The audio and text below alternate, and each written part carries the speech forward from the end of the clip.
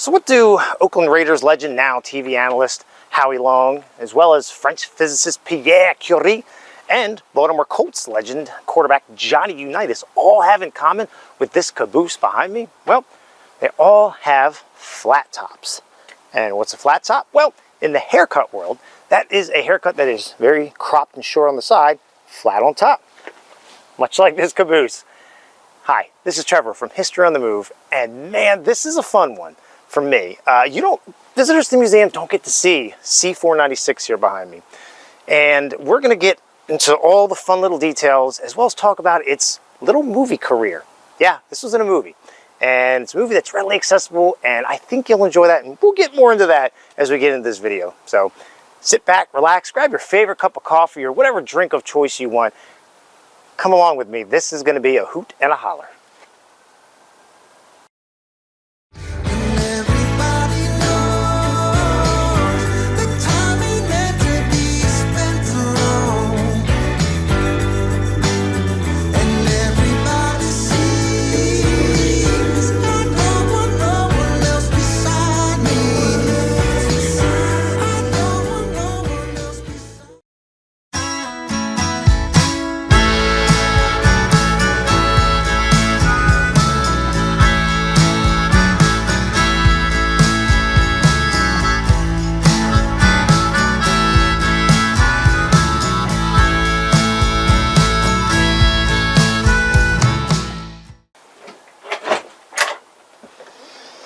So before we get into all the nitty-gritty details of C496, let's talk a little history. Channel is called History on the Move, isn't it? So C496 here is one of 134 cabooses, whatever the plural form of that is, that came out of the Washington, Indiana B&O shops. Now, cool little factoid is those shops that were in Washington, Indiana were actually part of a previous railroad called the Ohio and Mississippi. So turn of the century, 1890s, somewhere in there, 1880s maybe, 1880s and 90s, somewhere in that time frame. The B&O bought the Ohio and Mississippi shop complex there in Washington, Indiana. And fast forward to 1922, the class behind me, I-1A cabooses, began to be produced there. And the B&O at that time was looking for a nice wood-sheathed caboose, which is what you see. Fairly basic. There's nothing too crazy about, at that time frame, nothing too crazy about the I-1As until some of them will go in for rehabilitation of sorts. So anyway, September of 1923 time frame, fast forward a little bit here. C496 here is built on the shop floors of Washington, Indiana. It comes out with a cupola, so the good vantage point for the brakeman, flagman, or conductor, and goes about its normal service, right? On the back of long drags over the Alleghenies. It would go pretty much wherever it was needed. Something also I want to point out is really neat about these is that they were what we'll call workaday cabooses. There was nothing at that time frame too special about them, as I mentioned. So they would be put on, coal drags. They would be put on, fast freights, whatever you needed a caboose, the I-1As were there. And something else I find kind of fascinating about these is that as they went through their service, in this case, we'll fast forward even further, to 1960, August of 1960 to be exact, this caboose was actually put in for rehabilitation in the Kaiser, West Virginia shops. And so as it went in, there was some evidence from shop records, I suppose, and from what I can see, that there was fire damage in here of some sorts. And so that was, theoretically, that's when we think the cupola was removed and was made into what you see now, the flat top caboose. And so anyway, it's now a flat top caboose, and there's a really great picture, and I'm blanking on the actual name of the book, but it's by Bob Withers, and it talks about the B&O Railroad and other railroads that are in West Virginia. I'll flash it up on the screen for you. It's a really great book filled with great color photography. But in there, it shows C496 on the back of the local train out of Parkersburg called the Viscose Turn. And I'll flash that up for you right now.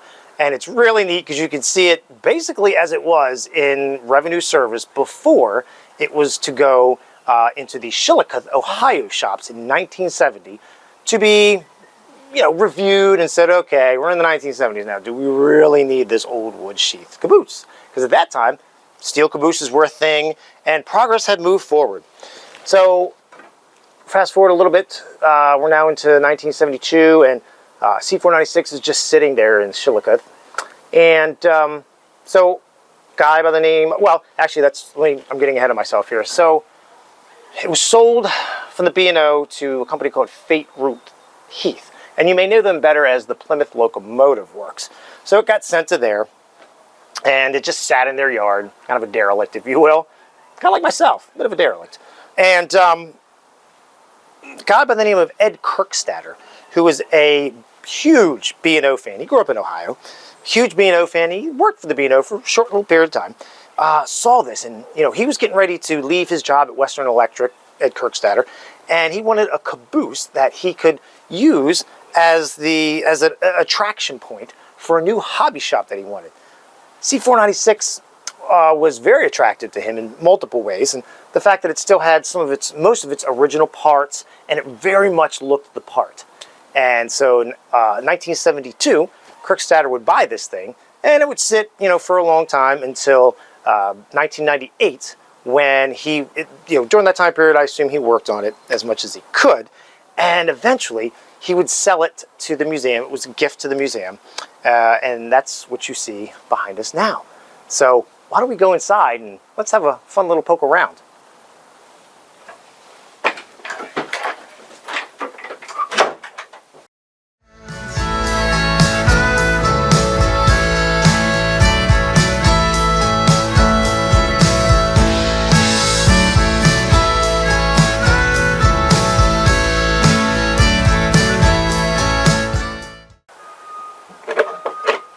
All right, well, welcome to the humble abode of the rear end crew, the conductor and the brakeman, and probably a flagman as well. So let's start here on the museum. This would be the west end. So I want to point out, you have 4 benches right here. And this would have been for a crew. You could sit here, obviously. You could sleep on them if you had your nice little foam mattress rolled out. But also, and probably more importantly, these were used for storage. This lifts up, and you have storage underneath. Because storage is always at a premium, especially on cabooses. You got to be able to stow your bag, etc., and also put things like fusees and other safety things into here, things that you need for journeys, whether they're short or long. So that's that. And you also have, obviously, grab irons for when the slack runs in and out. And so we have 2 lockers here. Let's point that out. And this, again, would have been for stowing your gear, safety stuff. Storage is paramount. I can't say that enough. And we'll talk about right here is the stove. Now, when Ed Kirkstatter got this, he installed this stove. So this is not original to the car, sadly, but it's still a great representation of what a stove on a caboose would look like. And it's really important, though, that we talk about, why does it have a stove? Well, stove obviously serves 2 purposes out there, which is it allows you to heat up your food, right? Most importantly, you want to heat up your food, heat your coffee, right? You got to be able to heat your coffee on this thing, and provide warmth. Secondly, provide warmth for the crew, and so that's that. So the coal would actually go into here. The firebox is essentially here, and then your ashes, come out. You rake your ashes out, and actually, you know what? I think there's ashes still in there. That's cool. So that is your ash box, and that's how that works. But yeah, so coal goes in here, burns in here, heat goes up the stack. Well, not heat, heat radiates out, but your smoke and whatnot goes up the stack, and then you rake your ashes out here. And, well, before we go to here, if you have a source of warmth, well, you kind of need a source of coldness. You want to be able to keep, say, cans of things cold, and perhaps you brought water, right? You got to stay hydrated on trips. Well, this is what that is, and this is galvanized here. This is to keep, you'd put ice in here and help keep whatever beverages you brought or cans of whatever cool. So that's also, and you know, they just use this as like an insulator. And I'm sure there may have been something else here at some point in time to help keep all that coldness inside. But yes, so this basically this has a cold box. Is what that is. And of course, seating. You must be able to sit. So this is kind of neat, and as we keep talking about, there is never a shortage of storage. So both seats flip up, and you also have a pull-out drawer right here. That's kind of cool. I find that to be kind of fascinating. You keep your pencils and other good stuff inside of here. So that's what that's all about. And of course, you have your desk to be able to do your paperwork for cars that are being set out, and et cetera, et cetera. And to be able to read train orders, you can lay them out flat on there and all that good stuff. So let's go back over here. Now this guy works in conjunction with the coal stove. This would have been actually, the coal itself would have lived in here. But now it's just, well, a pile of 2x4s. But this is where the coal would have been stored. And you just take a scoop out and whoop, goes right in there. So that's pretty neat. And something I want to point out is when Ed Kerstetter got it, this thing looked pretty bad. But the windows were redone. He had a carpenter come in and redo all of the windows. And sadly, they're not there anymore. They've been ravaged by time. But this thing, I'm sure, looked beautiful in its day. So you can see windows out here as well. And right above us, I'm essentially standing in the center of the car. This, at some point, is where the original cupola would have been. And we'll get up on the roof and we'll talk about what the cupola, where it would have been, and some other little neat features of this car.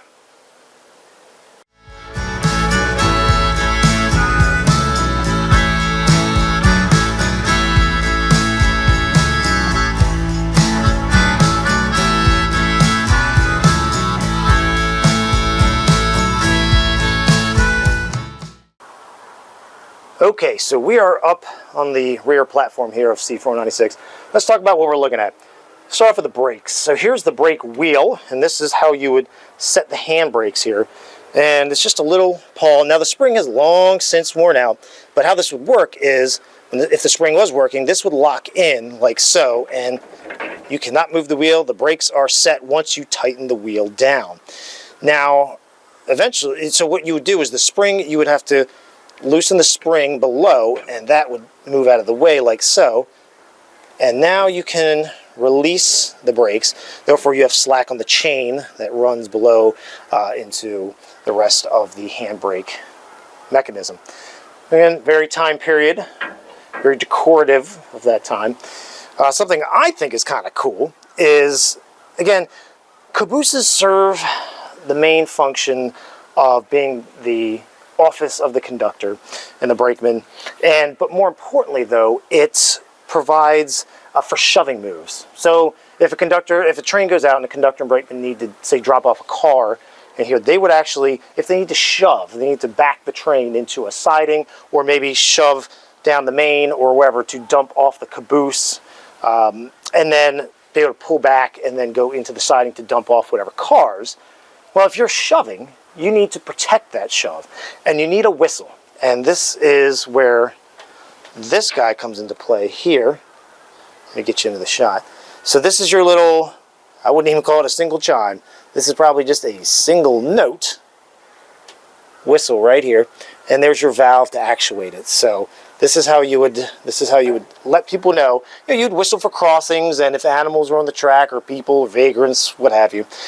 So that is pretty neat, and that is the function of that particular piece of piping coming up, as well as if you need to dump the air. So if you need to send the train into emergency, you would just pull up on that, and that would just dump the air. And again, it vents to atmosphere right here where my finger is. That's what vents to atmosphere, and therefore dumping the air on the train. So also, let's talk about the coupler here. Typical freight car coupler, but this is kind of cool. So you had a cut lever here as well. Whoops, let me get my finger to work. You have a cut lever there for if you're on the ground. But what if you're, again, what if you need to do it on the fly? Like, say you got a massive steam locomotive, a Mallet or Mikado or something shoving behind you like this, and you need to cut off. Well, that's what this guy's for. I'm not going to pull this because it's obviously connected, but this is what you would do. It's attached here, and you would just pull up, obviously harder than that, but that's how you would pull the pin inside the coupler, and therefore the Mallet or the Mikado, whatever it is that's over here shoving against you, could drift away and go back to its home base and what have you. So I think that's kind of neat there. And then you also have another piece of brake apparatus here. Let's point out something I find very cool on these, and there's a really good photo that demonstrates this, but let's talk about it first. This is where you would mount your flags and marker lamps. And there's a whole separate video I have in the works right now talking about classification lights and marker lamps and what the difference is. Well, that's for that video, but this is the holder for that. And so your flags would go into here, and your lamps would slide into here, and this is just a tapered slot.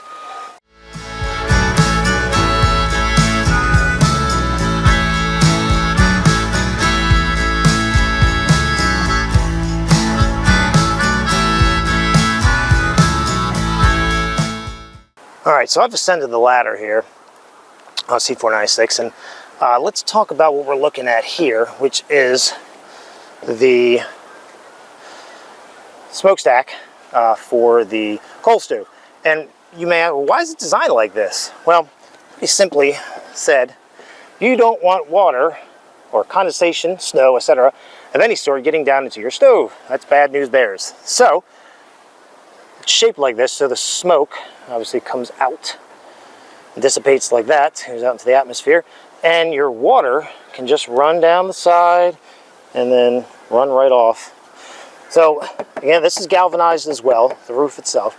The running boards are of course wood, but I will actually flash a photo up on the screen of C496's sister, C492, and this, from what you can see in the photo, this is pretty much what C496 would have looked like straight out of Washington, Indiana. You can see the stove piping coming up, the exhaust pipe.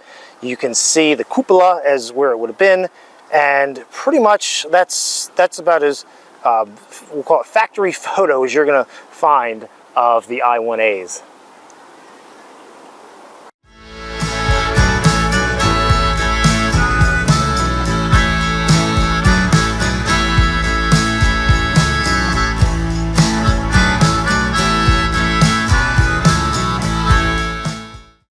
All right, so we're on the ground here with C496. Let's talk about what we're looking at in front of us. So obviously this is one of 4 of the trucks that's here. And something that we really want to point out is that these are not the original trucks. So the I-1A series of cabooses were originally built, as we mentioned, from 22 to 1923. And in that time frame, these cabooses came with what they call arch bar trucks, and I'll flash a photo up on the screen, and that is essentially a series of, it's in the same shape as this, but it's like a series of irons, not irons, but steel that is all bolted together. It'd be bolted like here, down here, etc., in, with our joints that come together. And those joints would have these square head bolts that went down, and over time these became maintenance nightmares. Maybe not nightmares, but they were headaches for the railroad, because you have to constantly go in and tighten the bolts. There's a lot of periodic maintenance, and railroads do not want to have to deal with a cataclysm of sending carmen in to constantly tighten these bolts. So what they eventually did was they went to this style you see in front of you, which is called an Andrews truck. And what makes this so significant is that if you look in the corners here, so this, on either side, let me get my other finger to work, here, you can see there's threaded bolts, and they go up and down there.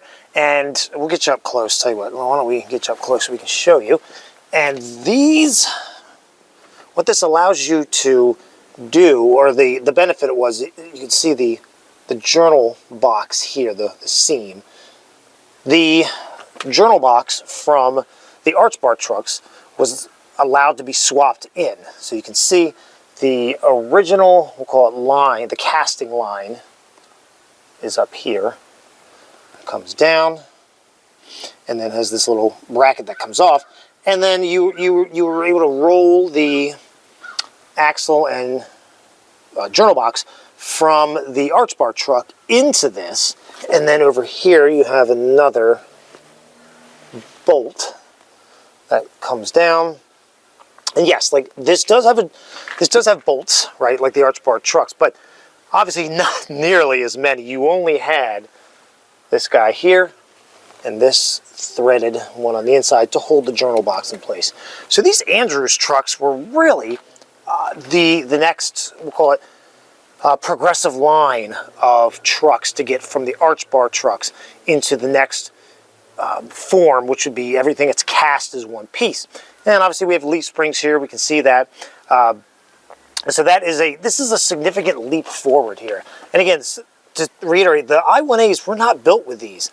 These were, over time, these were retrofitted as they came into the shops, and et cetera, et cetera. So that's pretty neat. Also, I always like pointing this out, factoid, is anytime you see a truck like this, really any truck, the original railroad that placed the order for that particular car was always cast into it. So that's how we know this was originally even a retrofit Andrews style truck that was cast for the B&O. All right, let's go and talk about some brakes, because if this thing goes, it's got to be able to stop. So what we're looking at here is, well, one, we're looking at all of the brake equipment here, and yeah, I guess you can see it in the shot. So you have your brake valve here, you have your brake cylinder here, and the reservoir is right here. The significance to all of this is that this is not the original brake setup. This was actually retroed in August of 1952 when it went into the Kaiser shops for its scheduled maintenance. So the original brakes on the I-1A were what they call the K-style brakes. And in K-style brakes, the brake cylinder, the reservoir, and the brake valve, which is called the K triple valve, were all one unit. And I'll flash a photo up on the, or a good drawing I found of that up on the screen for you so that way you can see. And I'll circle that for you so you can see that it's all one unit. And with AB, which is essentially the modern freight brake as we know it now, AB was the next evolution in brakes. That's what went forward. You have the brake valve here that is separated. The brake cylinder is separated. All three pieces essentially are separated. And that is, again, what makes AB different from K, other than there are properties, you know, it's faster acting, et cetera, and there's other little nuances to that. And I have a video in the works of talking and showing the differences visually, between K and AB. That's coming up in the future. But I just want to point that out to you. I think it's pretty significant about this. And one other thing I want to point out on here, we'll go back here to the, actually you can see it on the other side, so hang tight a minute. Over here, if we look here and we get a nice view. So here's your draft. This is your draft gear in here. So this is what takes the shock. There's the big coil spring in there. Essentially acts as a shock absorber anytime you couple onto this thing. And you can really see here, this is all reinforced. You see these rivets here? These rivets. And this is called the center sill. Okay? This is the center sill. And this was reinforced. At some point, I don't want to speculate, because after reading quite a bit of Dwight Jones's write-up about this, even he's not too sure when this happened. If I had to make a guesstimate, I'd probably say 50s, maybe the same time as when the AB brake went in to this thing. But this was the center sill. This whole thing was reinforced, and that was simply because as locomotives got bigger, and heavier, things like the Malays and Mikados, etc., etc., you need to really be able to protect these cabooses against shoving, right? So the big steam locomotive will come up behind, couple on, right, because the caboose is at the end of the train, and just, if it needed help getting over the Alleghenies or Sandpatch or wherever, it would just shove and shove, and a center sill really needs to be reinforced, and that's what we're seeing here as well. So I want to point that out. I think that is really neat, and that's what kind of makes these cabooses be able to move forward progress-wise. And like I said, it probably somewhere in the 50s is when this was done. So I want to point that out. I think that's pretty neat. So remember how I told you that this was a movie star? Well, that is extremely true. So the year is 2002, and Disney has stumbled upon this book called Tuck Everlasting. And they said, well, let's make a movie about this. And there's a particular scene where there's a character called the Man in the Yellow Suit. And he shows up on a train. So, in storytell fashion, Disney came right here to Baltimore, and they filmed most of that movie. Actually, let me preface that. Most of that movie was filmed right here in Maryland, but that's a tale for a different time. But this particular scene with the Man in the Yellow Suit, the people from Disney came here, and they shot, and if you watch the scene, I'll put this up on the screen for you, it is the C-496 and another car ahead of it being pulled by the William Mason, the 440 of Civil War era.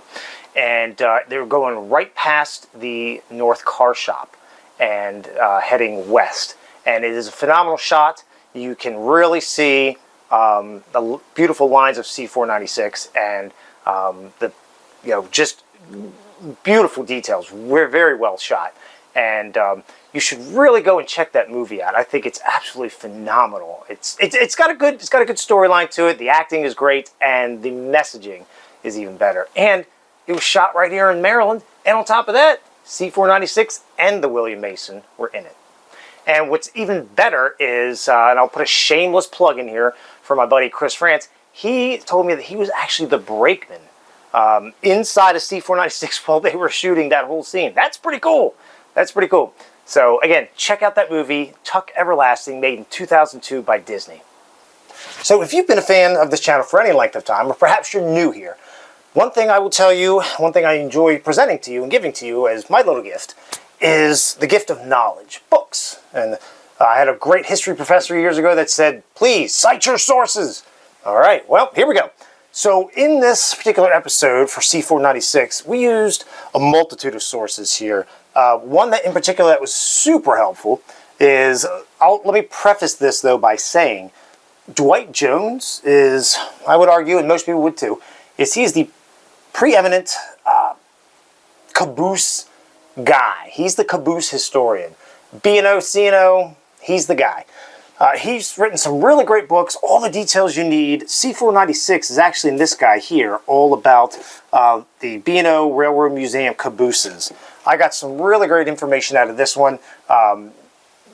Please, this is kind of a mainstay when it comes to anything here in the collection. And something to keep in mind is the copyright on this thing was somewhere back in the late 90s, I believe. So actually, it might even be the early 2000s. So the collection does and can change. So what you see here in one printing may not still be here. So at the time of the printing, it was one thing, obviously, and now we're in 2025. It may have changed. But anyway, that was the long version of saying this is a great source. I found this super useful. Speaking of Dwight Jones, he has a really great one here about the diagram. He has some really great diagrams, a lot of interior stuff and showing you how it was laid out, and also measurements from the outside of these things as well. So to get a good look at I-1As in terms of measurements, perhaps you're a model railroader and you like knowing dimensions and all that good stuff. This is your guy here. And if you want an overall view of B&O Cabooses, Rob Hubler, or Hubler, I'm going to say Hubler, has written a fantastic book. This is definitely one of my favorites. Cabooses of the Baltimore and Ohio Railroad. Robert Hubler does a fantastic job. He's very concise, he's very to the point, and he's got great photos and diagrams. And perhaps you just like cabooses in general. Well, if that's the case, this one was super helpful to me as an overall view. And I know I'm super far away, but Yep. There's my close-up for you. The Railroad Caboose by William F. Napke and Freeman Hubbard. This is phenomenal, phenomenal.